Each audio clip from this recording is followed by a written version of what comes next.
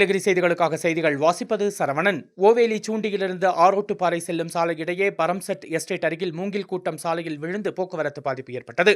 உடனடியாக ஓவேலி பேரூராட்சி செயல் அலுவலர் தலைமையில் சாலையில் விழுந்த மூங்கில்கள் முழுமையாக அகற்றப்பட்டு போக்குவரத்து சீர் செய்யப்பட்டது.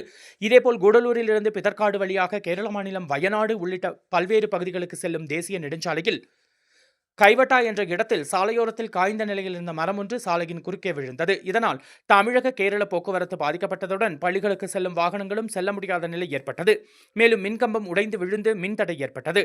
உடனடியாக அருகில் இருந்த பொதுமக்கள் இணைந்து மரத்தை அறுத்து அப்புறப்படுத்தினர். தொடர்ந்து 1 மணி நேரத்திற்கு பின்பு இரு மாநில போக்குவரத்தும் சீரானது. கோவை நீலகிரி செய்திகளுக்காக எமது சிறப்பு செய்தி ஆசிரியர் தமிழ் வெங்கடேசன்.